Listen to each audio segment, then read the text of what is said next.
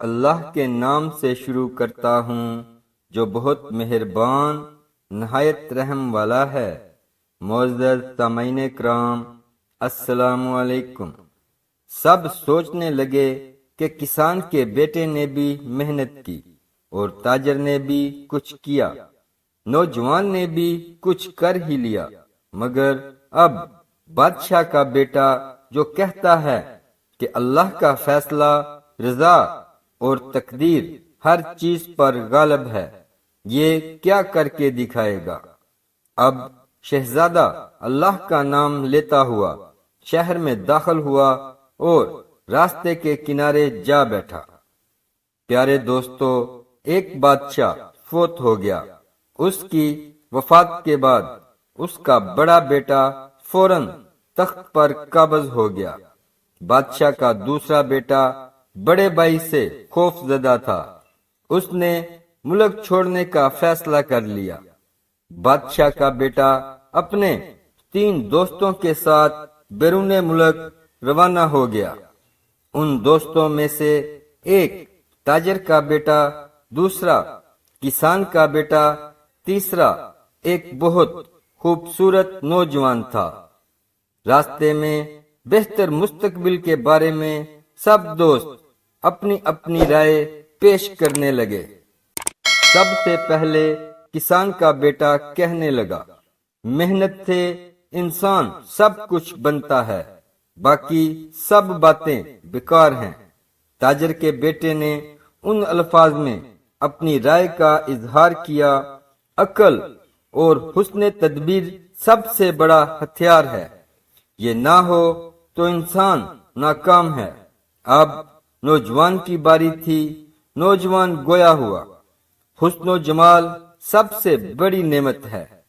بادشاہ کا بیٹا اللہ کی ذات پر بھروسہ کرنے والا، نہایت تدبر تفکر والا انسان تھا۔ سب کی باتیں غور سے سننے کے بعد کہنے لگا، سب اپنی جگہ درست ہے، مگر سب سے بڑی چیز اللہ کی رضا اور تقدیر ہے۔ اس کی ذات کا فیصلہ ہی ہر چیز پر غالب ہے۔ جب تک ہمارا عقیدہ تقدیر پر مکمل نہ ہو، اس وقت تک راحت سکون حاصل نہیں ہو سکتا۔ کسان کا بیٹا کہنے لگا، ہمارے پاس کھانے پینے کے لیے کچھ نہیں، اب پتہ چلے گا کس کی بات ٹھیک ہے۔ سب اپنی رائے آزماتے ہیں۔ یہ لوگ چلتے چلتے دوسرے ملک میں داخل ہوئے۔ یہ لوگ اس شہر میں اجنبی تھے۔ انہوں نے ایک صحرا میں پڑاؤ ڈالا۔ پہلے دن انہوں نے کسان کے بیٹے کو کہا، آج ہم دیکھیں گے محنت کے کیا فائدے ہیں۔ جاؤ اپنی محنت سے آج کے کھانے کا انتظام کرو۔ کسان کا بیٹا اٹھا اور جنگل کا رخ کیا، لکڑیاں توڑیں اور شہر میں آ کر 2 درہم میں بیچ دیں۔ 1 درہم کا کھانا لیا، دوسرا درہم اپنے پاس محفوظ کر لیا۔ ساتھیوں کے پاس آ کر انہیں بھی کھلایا۔ سب نے اس کو شاباش دی۔ اگلے دن تاجر کے بیٹے کا نمبر تھا کہ وہ عقل اور حسن تدبیر کا مظاہرہ کرے۔ وہ اٹھا اور ساحل سمندر پر آیا۔ سمندر میں سامان سے لدی کشتی ساحل کی طرف آ رہی تھی۔ تاجر کا بیٹا کشتی میں بیٹھ گیا۔ دوسرے راستے سے چپکے سے لدی کشتی کے مالک کے پاس پہنچا، اس سے سامان کا بھاؤ تاؤ کیا۔ ادھار پر سارا سامان 100 درہم میں خرید لیا۔ جب کشتی ساحل پر پہنچی تو مقامی تاجر انتظار میں تھے۔ تاجر کا بیٹا ان کے پاس آیا، سارا سامان 110 درہم کے عوض بیچ دیا اور 100 درہم سامان کے مالک کو دیے اور باقی جیب میں ڈالے۔ دوستوں کے لیے بہترین کھانا لیا، ان کو خوب سیر کرائی۔ سب نے اس کے حسن تدبیر کی تعریف کی۔ اگلے دن خوبصورت نوجوان کا نمبر تھا۔ جس کا کہنا تھا انسان خوبصورتی کے بل بوتے کامیابی حاصل کرتا ہے۔ دوستوں نے کہا آج ہم دیکھیں گے کہ آپ کا حسن ہم کو کیسے کھانا کھلائے گا۔ وہ اٹھا، میک اپ کیا اور شہر کی طرف روانہ ہوا اور ایک گھر کے باہر درخت کے نیچے بیٹھ گیا۔ اوپر سے ایک خاتون نے کھڑکی سے جھانکا، ایک خوبصورت نوجوان پریشان بیٹھا ہے اور سوچ رہا ہے۔ اس نے بلا کر وجہ پوچھی، کھانا کھلایا کہ مسافر ہے؟ پریشانی کی وجہ پوچھی تو اس نے دوستوں کا قصہ سنایا۔ خاتون نے نوجوان کو کچھ رقم تھما دی۔ وہ نوجوان سب کے لیے کھانا لے آیا، سب نے اس کو بھی سراہا۔ اب بادشاہ کے بیٹے کی باری تھی۔ سب سوچنے لگے کہ کسان کے بیٹے نے بھی محنت کی اور تاجر نے بھی کچھ کیا، نوجوان نے بھی کچھ کر ہی لیا، مگر اب بادشاہ کا بیٹا جو کہتا ہے کہ اللہ کا فیصلہ، رضا اور تقدیر ہر چیز پر غالب ہے، یہ کیا کر کے دکھائے گا؟ اب شہزادہ اللہ کا نام لیتا ہوا شہر میں داخل ہوا اور راستے کے کنارے جا بیٹھا۔ وہاں سے اسی ملک کے بادشاہ کا جنازہ لے جایا جا رہا تھا۔ وزراء، فوج، پولیس جنازے کو کندھا دیے جا رہے تھے۔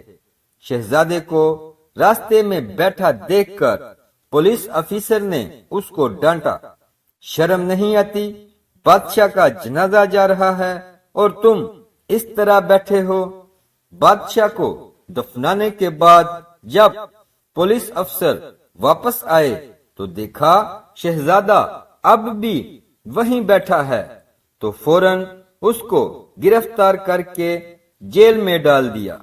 اب دوست انتظار کر رہے تھے، واپس نہ آنے کی وجہ سے قیاس آرائیاں کرنے لگے۔ وہ شہزادے کو ڈھونڈنے شہر کی طرف چل پڑے، لیکن شہزادہ جیل میں بند تھا، وہ تلاش نہ کر سکے، تو اگلے دن پر مؤخر کر دیا۔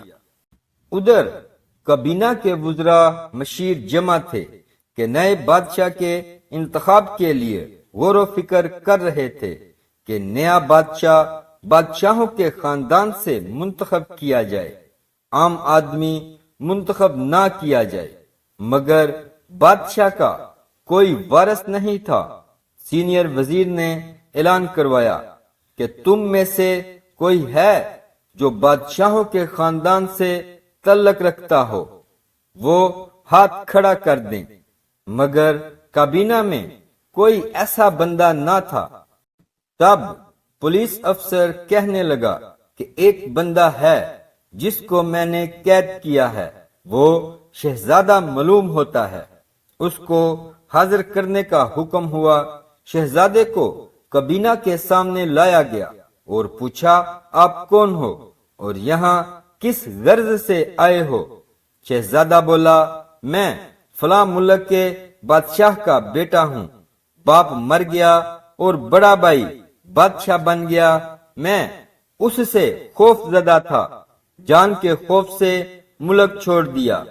تمام کابینہ نے اس کی بات کو قبول کیا اور اس کے ہاتھ پر بیعت کر لی اور اسے اپنا بادشاہ منتخب کر لیا۔ شہزادے کے منہ سے بے ساختہ نکلا، یقیناً اللہ کا فیصلہ تمام تدبیروں پر غالب ہے۔ اب وزراء نے بادشاہ کو ملک کی سیر کرانے کے لیے باہر نکالا۔ بادشاہ شہر میں گشت کر رہا تھا۔ لوگ بادشاہ کے پیچھے بادشاہ زندہ باد کے نعرے بلند کرتے ہوئے بادشاہ کے پیچھے جا رہے تھے۔ ادھر شہزادے کے دوست شہر میں اس کی تلاش میں نکلے تھے۔ جو انہوں نے شہزادے کو اس حالت میں دیکھا تو سمجھ گئے، بے ساختہ بول اٹھے، واقعی اللہ کا فیصلہ تمام تدبیروں سے بڑھ کر ہے۔ وہ بھی بادشاہ زندہ باد کے نعرے لگاتے ہوئے بادشاہ کے ساتھ محل میں داخل ہو گئے۔ بادشاہ تخت پر بیٹھا، یہ لوگ اس کی خدمت میں حاضر ہوئے۔ بادشاہ نے ان کے سامنے کل کا جملہ دہراتے ہوئے کہا، اللہ نے یہ سب کچھ اس لیے کیا تاکہ تمہیں معلوم ہو جائے کہ اللہ کا فیصلہ، رضا، طاقت ہر چیز پر غالب ہے۔ اللہ جو چاہے کر سکتا ہے، جو جیسا گمان کرتا ہے اس کے ساتھ ویسا ہی معاملہ ہوتا ہے۔ بادشاہ نے تاجر کے بیٹے کو مشیر مقرر کر لیا، کسان کے بیٹے کو وزیر زراعت کے عہدے پر مقرر کیا، اور جو خوبصورت نوجوان تھا اسے کہا یہ عارضی حسن کسی فائدے کا نہیں، اس کو کچھ مال تحفے میں دے کر رخصت کر دیا۔ جس نے اللہ کی ذات پر بھروسہ کیا، اللہ نے اس کو ہی ہمیشہ کامیاب کیا ہے۔ آپ نے بھی ہمیشہ بارہا تجربہ مشاہدہ کیا ہوگا کہ جو مال، عقل، حسن کمال پر اعتماد کرتا ہے وہ اس کے باوجود ناکام ہو جاتا ہے۔ عربی کا مقولہ ہے، تقدیر تدبیر پر ہنستی ہے۔ اپنا کام اخلاص اور نیک نیتی سے کرتے ہوئے اللہ پر بھروسہ کیجیے۔ اللہ سب کا حامی و ناصر ہو، آمین۔ اسلامک ویڈیوز کے لیے سبسکرائب کریں اور ساتھ بیل کے بٹن کو بھی پریس کر دیں۔